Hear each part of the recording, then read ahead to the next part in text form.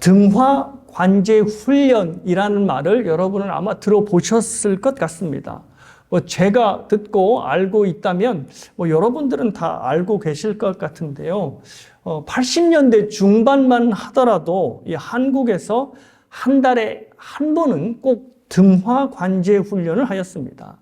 이 훈련은 북한 어떤 전폭기가 또 폭격기가 야간 폭격을 할 것을 대비하여서 짧게는 30분 아니면 길게는 1시간 동안 도시의 모든 불빛을 차단하는 이제 그런 훈련이었습니다.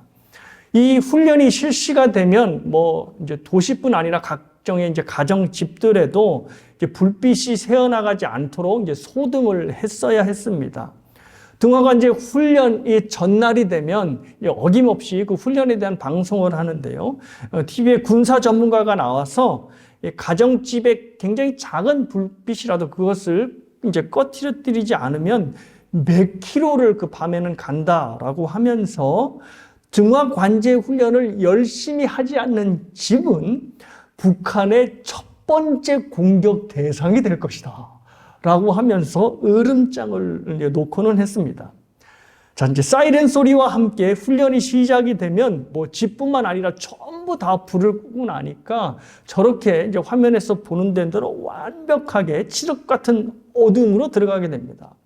그런데 이제 생각해 보면 그 훈련만큼이나 어두움을 제대로 경험하는 때가 없었던 것 같습니다. 지금도 이제 기억이 나는 것이 있는데요. 불빛 하나 없는 그 밤이 저 어린 나이에는 얼마나 무서웠던지 엄마 곁에서 옴짝달싹을 안 하고 이불을 덮고 있었던 제가 생각납니다. 너무 무서워서 이불을 덮고 있어도 숨까지 제대로 못 쉬었던 그런 경험이 있습니다. 얼마 후에 이제 시간이 지나서 사이렌 소리와 함께 훈련이 끝났음을 알리면 불을 켜게 되죠. 이제 그때 비로소 하고 이제 안심을 하게 되는 겁니다. 빛이 있다는 것 자체만으로 마음이 편안해지는 것을 경험합니다. 자, 성경은 악을 어두움으로 그리고 선을 빛으로 말을 합니다. 그래서 요한복음 1장을 보시면 예수님께서 세상에 오신 이것을 이제 어두움 가운데 빛이 왔다라고 하는 표현을 사용하십니다. 그래서 사람이 빛 대신 예수님을 거부하는 것은 어두운 세상을 사람들이 더 사랑하고 또 자기들이 어둠에 속했기 때문이라고 말씀하고 있습니다.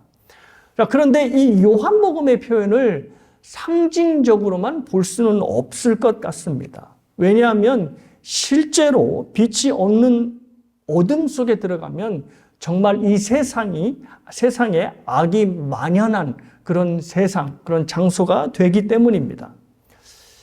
조금 오래된 사건이긴 하는데요. 1977년 7월 13일에 뉴욕 맨하탄에 이제 대정전 사건이 일어나게 되었습니다. 발전소에 이제 낙뢰가 떨어짐으로 이 맨하탄 그리고 뉴욕에 전기를 공급하는 발전소가 이제 피해를 입게 돼서 이제 완전히 블랙아웃이 된 것이죠. 그래서 뉴욕 전역이 25시간 동안 암흑에 갇혀 있게 되었습니다. 그런데 그 25시간, 하루에 1시간 더한 그 시간일 뿐인 것 같은데 그 시간 동안에 무려 가게 1,700곳이 털렸고 그때 돈으로 1억 5천만 달러의 재산 피해가 일어났다 합니다. 그리고 그때 경찰에 체포된 인원만도 무려 3,000명이 넘었다 합니다. 당시 뉴욕 시장이 그 밤을 공포의 밤이라고 부를 만큼 뉴욕 전체를 공포에 떨게 한 사건이었습니다. 빛이 없었을 뿐인데 엄청난 사건과 사고가 그 시간에 일어났던 것입니다. 성경이 왜 어두움을 악이라고 하고 빛을 생명이라고 하는지 아마 당시의 뉴욕 시민들은 절감했을 것 같습니다. 오늘 본문에서 예수님은 당신 자신을 나는 세상의 빛이라 라고 선포하고 계십니다. 이 선포가 간음한 여인을 고발한 사건 뒤에 바로 등장하고 있다는 것을 우리는 좀 주목해 보실 필요가 있습니다. 간음이라고 하는 죄에 빠진 여인, 그리고 그 여인의 죄를 이용해서 예수님을 함정에 빠뜨리려고 하는 사람들의 모습이 이 세상이 얼마나 어둠 속에 갇혀 있는 세상인지를 지금 예수님의 이 말씀을 통하여 대조돼 드러나고 있는 것입니다.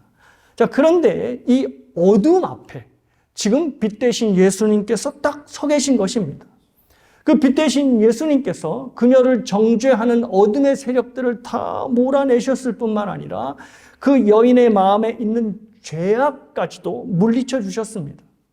마치 빛이 어둠 속에 딱 들어오게 되면 어둠이 자동적으로 스르르 밀려가게 되듯이 그 여인뿐만 아니라 그녀를 둘러싼 모든 어둠의 세력들, 어둠의 죄악들이 자취를 감추게 된 것입니다.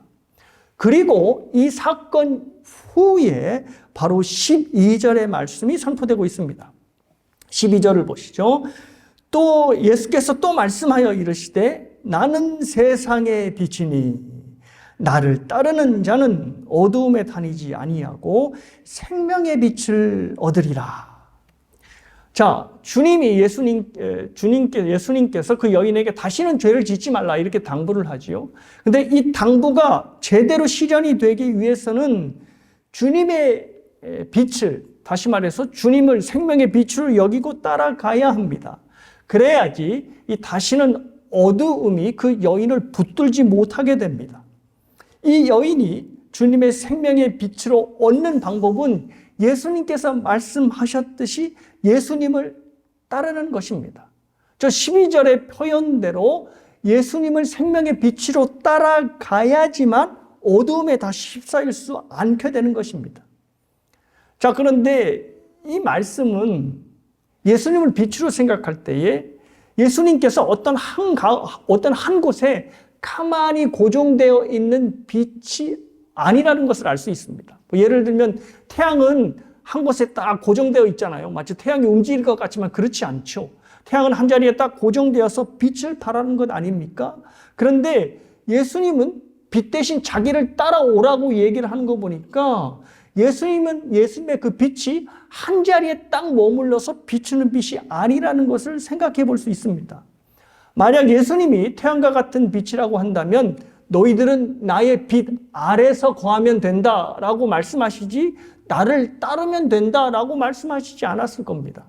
그러니까 예수님께서는 어떤 장소에 고정된 빛이 아니라 움직이는 빛이고 예수님께서 빛으로 움직이실 때 우리는 따라야 한다는 것을 예수님께서 말씀을 하신 것입니다. 자, 그러면 예수님께서 이렇게 말씀하시는 의도가 무엇일까요? 그걸 한번 생각해 봐야 됩니다.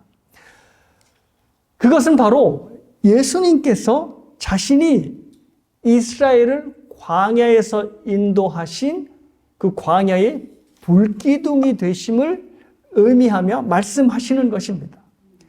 자, 예수님의 말씀의 배경에는 어떤 절기가 자리하고 있냐면 초막절 절기가 자리하고 있습니다.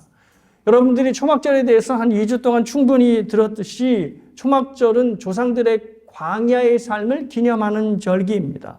그래서 저 화면에 보시는 대로 이제 멀쩡한 집이 있음에도 이렇게 초막으로 이렇게 집을 져서 그 안에서 머물기도 하고 또 성전에서는 제사장들이 실로암에서 물을 길러다가 제단에 물을 기르면서 이 광야에서 반석의 물을 먹었던 그 사건을 기념하기도 하였습니다. 자, 그런데 여기에 한 가지의 의식을 더하였습니다. 광야에서의 구름기둥, 불기둥으로 인도하신 하나님을 기념하는 의식입니다. 화면에서 보시는 바와 같이 초막절이 되면 제사장들은 성전 앞들에 굉장히 높은 대를 세우고 그 위에 저렇게 4개의 금촛대를 놓았다고 합니다. 이 금촛대는 이 낡은 제사장들의 의복을 가지고 이 심지를 만들어 불을 태운 그런 등불입니다. 자, 그 등불을 밝히면 사람들이 이 불빛 아래에서 음악에 맞춰서 춤을 추기도 하였고 또 레위인들은 노래를 불렀다 합니다.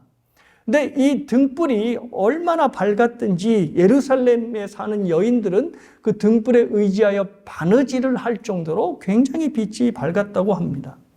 자, 이 등불의 의식을 통해서 이제 이걸 기념하는 거죠. 그들의 조상이 광야에서 하나님께 구름 기둥 또 불 기둥으로 인도함을 받았다는 것을 기억하는 것입니다. 그리고 더불어 당시 조상들이 경험했던 하나님의 임재가 이제 지금 그들이 살고 있는 예루살렘에 그리고 성전에 다시 임재하여서 구름 기둥, 불 기둥이 자기들을 인도하여 줄 것을 염원하는 것입니다. 로마의 압제라고 하는 어둠 속에 있는 자기 자신들을 하나님께서 임재하여 주셔서 어둠의 세력들을 물리쳐 주시고 그리고 이스라엘을 인도하여 주실 것을 염원하면서 저 등불의 의식을 했던 것입니다. 자, 이제 이 모든 것을 배경으로 예수님이 딱 말씀을 하시는 겁니다. 나는 세상의 빛이다라고 선포를 하신 겁니다. 어떤 의도가 있겠습니까? 너희 조상들이 불기둥과 구름기둥으로 인도함을 받았던 것처럼 하나님을 그래서 따라가서 너희들이 살 수 있었던 것처럼 나를 따르라. 나를 빛으로 쫓아와라. 너희들 조상이 구름기둥으로 그들을 쫓아갔던 것처럼 나를 따르라. 그러면 너희들이 생명을 얻을 수 있을 것이다 라고 선포하시는 것입니다. 이스라엘을 구름기둥, 불기둥으로 인도하셨던 하나님이 바로 예수님 자신이심을 지금 선포하는 것입니다. 자, 예수님의 이 선포에는 매우 중요한 포인트가 있습니다. 그것은 그때 당시에 이스라엘 사람들 뿐만 아니라 우리도 역시 하나님의 인도하심을 받아야 살 수 있는 광야에 살고 있다는 것입니다. 광야는 매우 위험한 것입니다. 어떤 양식도 없고요. 없을 뿐만 아니라 또 사람들을, 광야에 있는 사람들을 죽이려고 하는 맹수들이 득실거리는 데가 바로 광야입니다. 그리고 민수기를 통해서 보셨겠지만, 하나님의 백성들을 죽이려고 하는 이방의 세력들이 득실거리는 곳, 그것이 바로 광야가 되는 것입니다. 생명의 위협이 가득한 그곳이 바로 광야인 것입니다. 그런데 광야가 위험한 이유는 정말 따로 있었습니다. 각 도처에 위험이 이렇게 도사리고 있어도 광야를 빠져나갈 길이 있다면 그것은 문제가 되지 않습니다. 충분한 식량이 있고 충분한 양식이 있는 데다 거기에 광야를 빠져나갈 길이 있고 그 길을 알고 있다면 문제가 되지 않지요. 물과 양식, 군사들이 없다 하더라도 그 길만 알고 있다면 광야에서는 전혀 문제될 것이 없었습니다. 그런데 문제는 광야에 길이 없다는 것입니다. 그래서 광야에 들어서면 광야에서 빠져나올 방법이 없는 것입니다. 아무리 물과 또 적군으로부터 보호할 만한 무기 체계가 충분하여도 광야를 벗어나지 못하게 된다면 그 모든 것들은 아무런 소용이 없게 됩니다. 물론 시간을 좀 벌 수는 있습니다. 충분한 양식과 물이 있다면 광야에서 버틸 시간은 아무래도 확장이 되는 것이겠지요. 그런데 끝내 광야의 위험으로부터 벗어나기 위해서는 물과 양식만 가지고서는 안 됩니다. 반드시 광야를 벗어날 수 있는 길이 있어야 됩니다. 그리고 그 길을 안내하는 안내자가 있어야 된다는 것입니다. 그래서 광야에서 제일 중요한 것은 양식도 아니고 자기들을 보호해줄 어떤 무기도 아니라 길, 그리고 그 길을 안내해줄 안내자가 있어야 한다는 것이 제일 중요한 것입니다. 양식과 물이 없고 무기 체계가 좀 떨어진다 하더라도 광야에서의 길이 있고 그 광야의 길을 인도하는 안내자만 있다면 광야의 위기를 넘기는 것은 시간 문제입니다. 그 인도자를 잘 따라가기만 하면 광야의 위기를 벗어날 수 있다라는 소망을 가지고 시간 문제로 여길 수 있게 되기 때문입니다. 이것이 바로 하나님께서 당신의 백성들을 광야에서 구름기둥과 불기둥으로 인도하신 이유입니다. 인도함만 있다면 이 광야라는 환경에 대해서 그리 걱정할 것이 없다라는 의미가 그 안에 있는 것입니다. 사랑하는 여러분, 예수님의 이 선포대로 예수님께서 세상의 빛이 되심을 믿으십니까? 아멘. 여러분이 아멘 하셨는데요. 이 아멘 하신 배경에는 여러분이 무엇을 인정하는가 하면 내가 살고 있는 지금 이 세상이 광야라는 것을 아울러 인정하시는 셈입니다. 그래서 저와 여러분은 무엇이 필요하냐면 이 땅에서 잘 먹고 잘 사는 물과 양식이 필요한 것이 아니라 뭐가 필요하다 말씀드렸죠? 그 광야를 벗어날 수 있게 하는 바로 길, 그리고 안내자가 필요하다는 것입니다. 저와 여러분이 아무리 집에다가 먹을 것을 쌓아놓고 이렇게 살고 있어도 이번에 김한익 집사님 댁 가니까 먹을 거가 진진이 쌓였더만요. 예, 얼마나 부럽던지. 우리 딸이 제일 부러워하는 데가 이제 거긴데. 예. 근데 죄송하지만 우리가 사는 데가 광야라면, 그렇죠? 우리의 집에 그렇게 먹을 것이 진진이 쌓여 있어도 광야의 위험을 궁극적으로 벗어날 수 없다는 것입니다. 왜냐하면 광야의 위험 속에 살고 있기 때문에 우리가 갖고 있는 모든 자원들은 언젠가 바닥이 나기 때문입니다. 그래서 광야에서의 위험에서 벗어나는 길은 길에서 그 길을 안내하는 안내자에 따라서 광야에서 벗어나는 것입니다. 자, 이스라엘도 마찬가지입니다. 그들이 하나님이 주신 만나로 반석의 물로 광야에서 생명을 연장해 나갔죠. 근데 그것만으로는 안 됐습니다. 물과 양식은 광야를 빠져나갈 시간은 벌어준다 하더라도 계속해서 제가 말씀드리는 대로 궁극적인 해결책은 되지 못합니다. 그들에게 절대적으로 광야에 필요했던 것은 바로 길입니다. 그래서 하나님께서 구름기둥과 불기둥으로 그들의 길을 안내하시고 그들의 안내자로 차처하신 것입니다. 그래서 민수기 9장을 보면 구름기둥과 불기둥으로 인도하시는 하나님의 모습이 나타나고 있습니다. 먼저 이제 하나님께서 성막을 짓고 구름기둥과 불기둥으로 이제 그 성막에 임재하여 주셨습니다. 그러니까 불기둥과 구름기둥이란 첫 번째 포인트는 뭐냐면 내가 너희들과 함께 한다, 함께 하고 있다라는 것을 이제 눈으로 보여주는 것입니다. 자, 그런데 이 구름기둥이, 불기둥이 그 자리에만 머물러 있지 않았다는 겁니다. 자, 민수기 9장 15절에서 22절까지를 제가 이제 다 읽어드리지 않고 몇 군데만 읽어드리면 이렇습니다. 성막을 세운 날에 구름이 성막 곧 증거의 성막을 덮었고 저녁이 되면 성막 위에 불 모양 같은 것이 나타나서 아침까지 이르렀으되 항상 그러하여 낮에는 구름이 그것을 덮었고 밤이면 불 모양이 있었는데 혹시 구름이 저녁부터 아침까지 있다가 아침에 그 구름이 떠오를 때는 그들이 행진하였고 구름이 밤낮 있다가 떠오르면 곧 행진하였으며 이틀이든지 한 달이든지 1년이든지 구름이 성막 위에 머물러 있을 때에는 이스라엘 자손이 진영에 머물고 행진하지 아니하다가 떠오르면 행진하였으니. 자, 어떤 그림이 그려지시는지 알겠죠? 성막에 구름기둥, 불기둥이 있는데 이것이 자리에만 머물러 있는 것이 아니라 이동을 했다는 겁니다.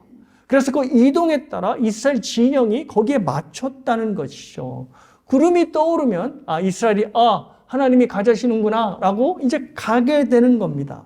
그런데 구름이 제자리에 딱 서 있으면 하나님이 멈추라네 하고 자리에 딱 머물러 있었던 것입니다. 그런데 저 본문에 뭐라고 돼 있죠? 그 기간이 이틀이든 한 달이든 심지어 1년이 되든 그 자리에 움직이지 않으면, 그 구름이 하나님이 움직이지 않으면 그 자리에 머물러 있었던 것입니다. 생각해 보십시오. 무슨 호텔에서 1년을 머무는 게 아니라 광야에서 1년을 머무는데 얼마나 답답하겠습니까?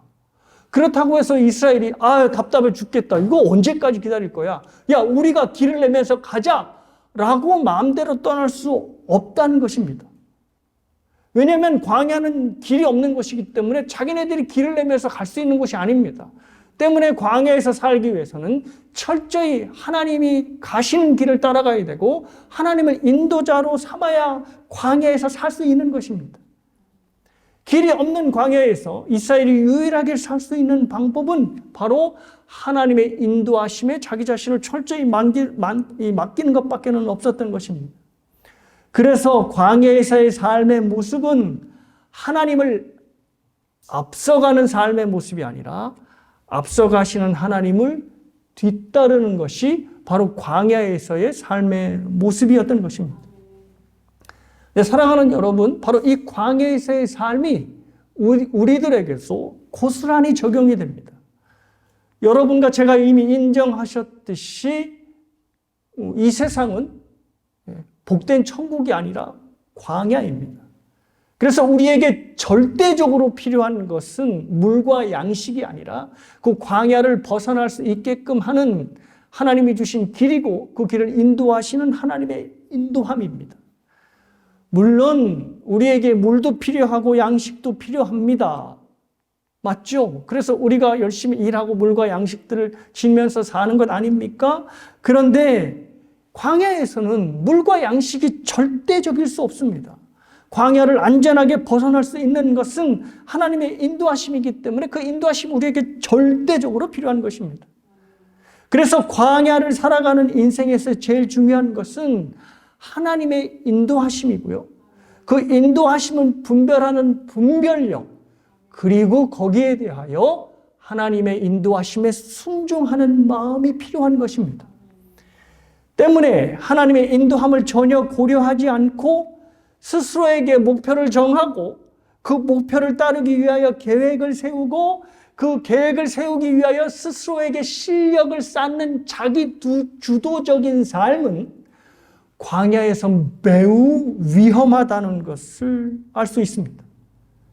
이러한 자기 주도적인 삶은 하나님의 인도하심에 자기 자신을 맡기는 것이 아니라 자기가 자신을 맡기는 삶이기 때문에 바로 위험하다는 것입니다.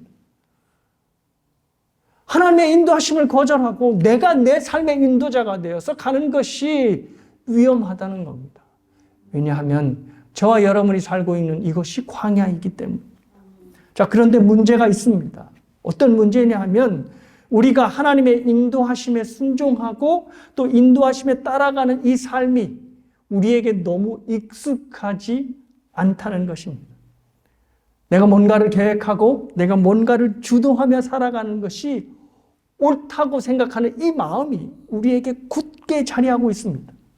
그래서 우리 아이들에게도 우리 자녀들에게도 우리가 뭐라고 주문합니까? 바로 이렇게 주문하죠.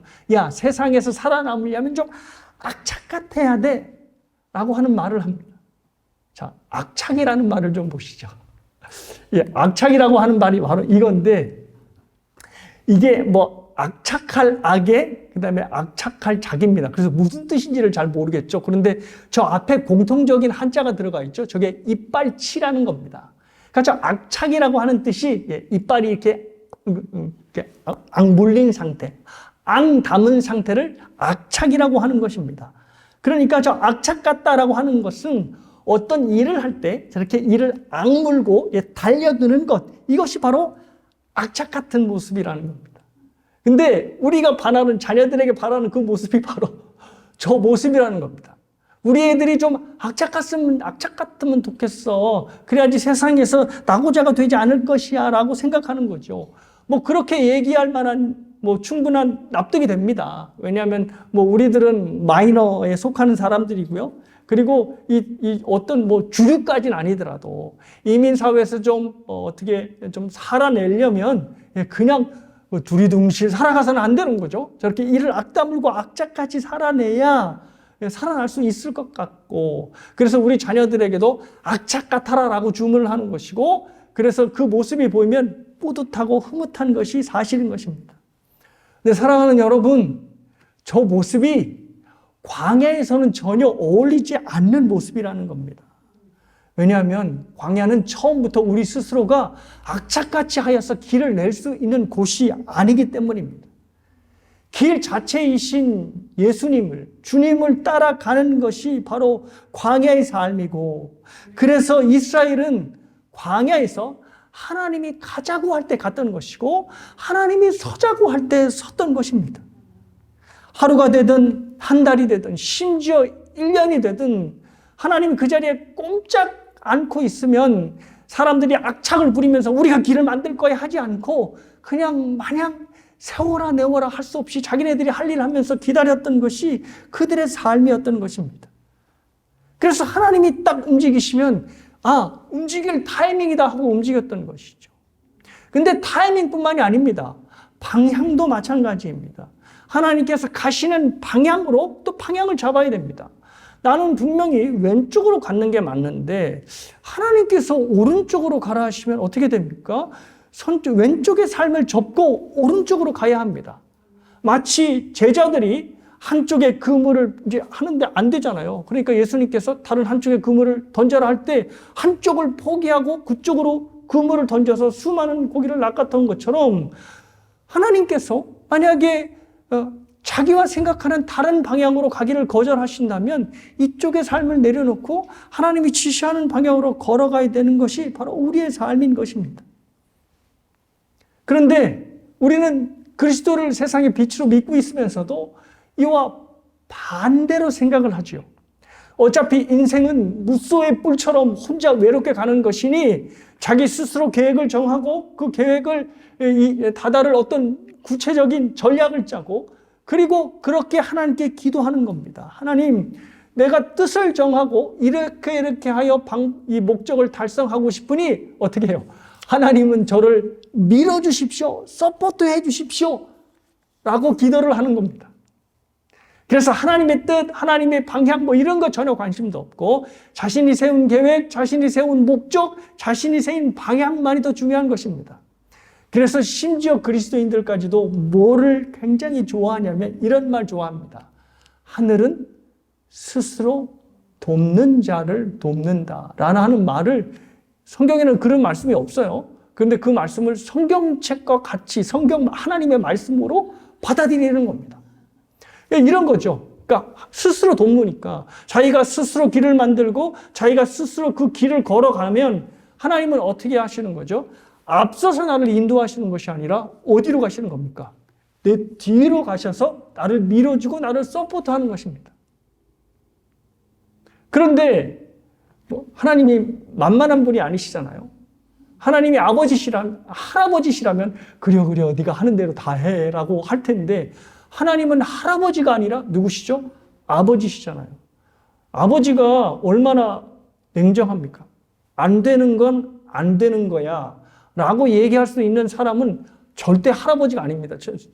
할아버지들한테 죄송한데 절대 손주들한테 이거 안 되라고 얘기 안 하시죠. 그래 뭐든 다 돼 괜찮아 얘기하죠. 근데 아버지는 안 그렇습니다.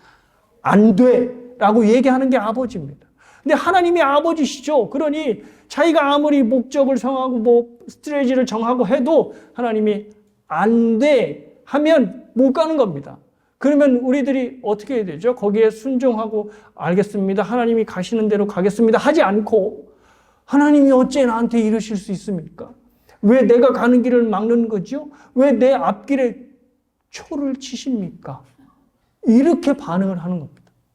그래서 하나님이 나를 버렸네. 하나님이랑 이제 상관없는 인생을 살겠네. 그렇게 나오는 것입니다. 자기의 뜻, 자기의 기대와 어긋나는 하나님을 만나면 못 견뎌 하시는 거예요. 자, 오늘 본문에 나오는 유대교 지도자들, 바리새인들이 바로 똑같은 이 모습을 가지고 있었습니다. 자, 예수님께서 나는 세상의 빛이라고 말씀을 하시자 바리새인들이 득달같이 달려드는 겁니다. 야, 네가 뭔데 세상의 빛이라고 얘기를 해? 야, 네가 너를 증언하면 너는 참되냐? 라고 얘기를 합니다. 왜냐, 참되냐고 물어보는 겁니다. 율법에 보면 예수님도 이미 언급하셨듯이 두 사람의 증인이 있어야 됩니다. 근데 증인이 필요하지 않은 존재가 하나 있습니다. 누구죠? 하나님이시죠. 그러니까 예수님은 하나님이시니까 야, 나는 증언 따위가 필요 없어 라고 얘기를 하는 것이고 첫 번째. 두 번째는 내 말이 또 참되다 얘기하는 이유는 야, 나는 나 스스로만을 얘기하고 있지 않아. 왜냐면 누가 나를 또 증언하니까 나를 보내신 이가 나를 증언한다. 그러니까 어떻게 해요? 율법이 얘기하는 대로 두 사람의 증언이 성립이 되니 예수님의 증언이 거짓이 아니라는 겁니다. 자, 그런데 이 아버지가 나를 증언한다라고 하는 얘기를 하니까 바리새인들이 또 득달같이 달려드는 겁니다. 야, 네 아버지가 누군데 그래? 라고 얘기하는 거죠. 이거는 몰라서 묻는 게 아니라 야, 네 아버지가 나사렛 요셉인 것을 내가 알고 있는데 네가 무슨 그 아버지가 너를 어떻게 증언한다는 그게 신빙성이 있어라고 이야기를 하는 겁니다.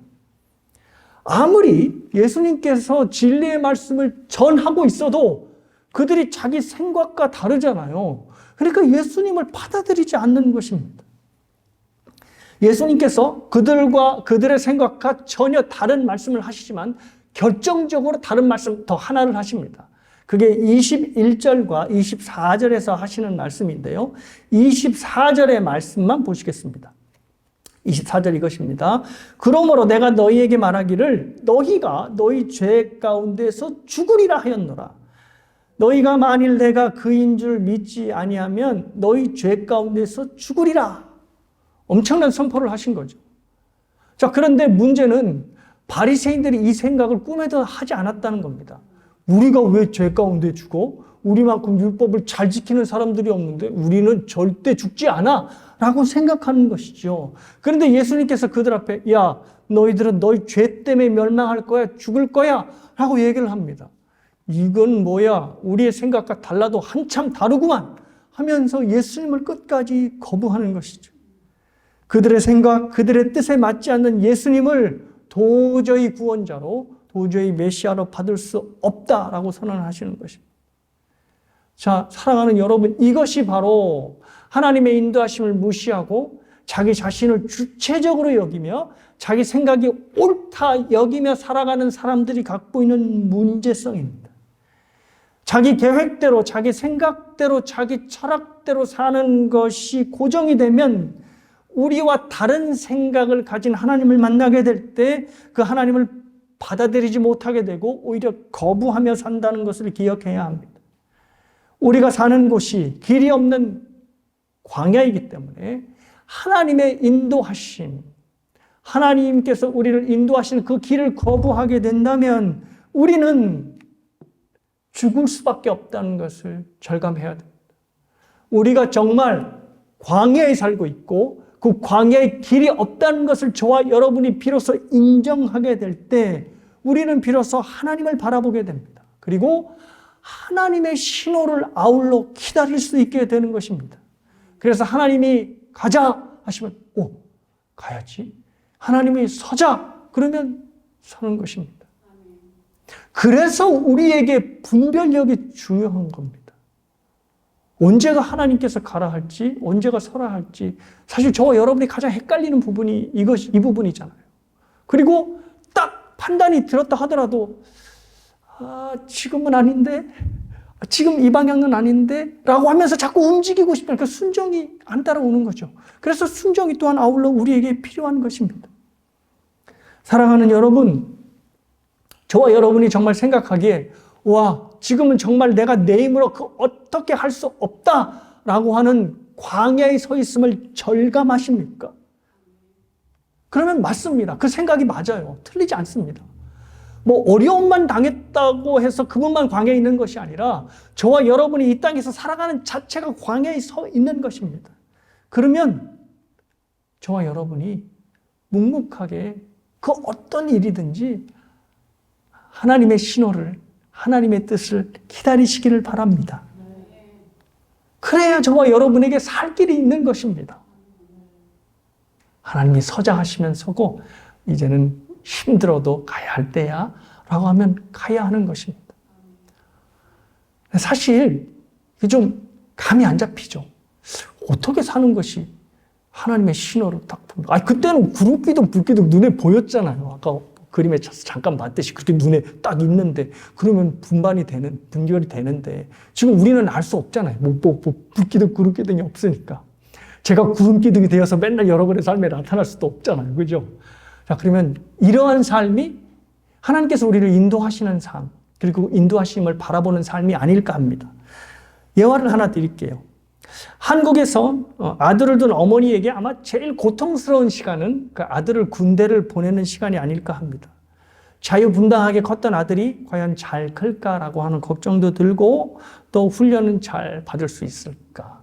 그리고 자기와 다른 사람들을 고참으로 만났을 때 과연 이 힘든 군 생활을 잘 견뎌낼 수 있을까라고 하는 생각이 드는 거죠. 특별히 군대에 이제 처음 적응하는 초년병 시절일 때 이제 부모님들이 제일 걱정을 하는 거죠.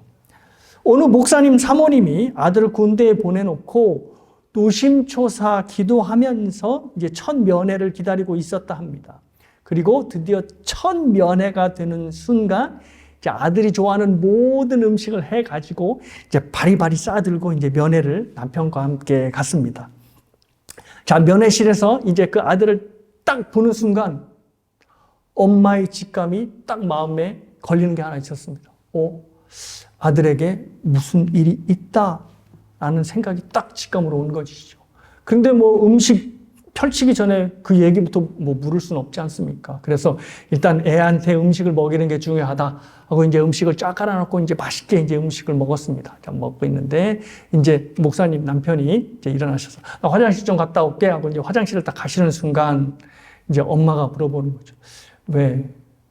자대, 군대 무슨 일이 있어? 표정이 좋지 않구나 라고 물어보니까 이제 그때 이제 아들의 입에서 본물이 터지는 겁니다. 내용은 즉슨 이렇습니다. 한 달 먼저 들어온 고참이 있는데 그 고참이 지독하게 괴롭히는 겁니다. 어떻게 괴롭히냐면 이 아들이 천식이 있었대요. 천식은 이제 숨찬 거 힘들잖아요. 그런데 천식이 있어서 이제 구보에서 항상 이제 낙오를 하게 되고 뒤떨어지니까 고참이 너무너무 화가 나가지고 그 이제 이 아들에게 뭐라고 이제 쫄병에게 뭐라고 이제 후임병에게 뭐라고 얘기했냐면 야, 너 아침 먹기 전에 연병장 이렇게 한 바퀴 돌고 아니면 몇 바퀴 돌고 그리고 나서 아침을 먹어라고 이제 명령을 했다지요. 사실 군대에서의 한 달 고참은 투스타, 쓰리스타보다 더 무서운 거거든요. 그러니 어떻게 해요? 이제 연병장을 도는 겁니다. 도는데 천식이 있는 이 친구가 운동장을 제 시간에 빨리빨리 돌 수 있나요? 완전 군장을 하고 도니? 그래서 간신히 한 바퀴를 돌고 이제 밥을 먹으러 가면 이미 배식이 다 끝나고 엎은 상태입니다. 그러니 늘 아침을 못 먹게 되는 거죠. 그래서 너무너무 화가 나 있는 겁니다. 연병장을 돌고 오면 아침 식사는 끝나서 그러면 점심때까지 이 배고픈 청년이 얼마나 힘들겠어요. 근데 그 하루하루가 계속되니 너무너무 화가 나는 것입니다. 그 얘기를 들으니 이 엄마가 얼마나 화가 치밀어 오르겠습니까? 그래서 이름을 또 이럴 수는 없지 않습니까? 왜냐하면 아들의 화를 돋구는 거니까. 그래서 사모님이 이렇게 얘기하셨답니다.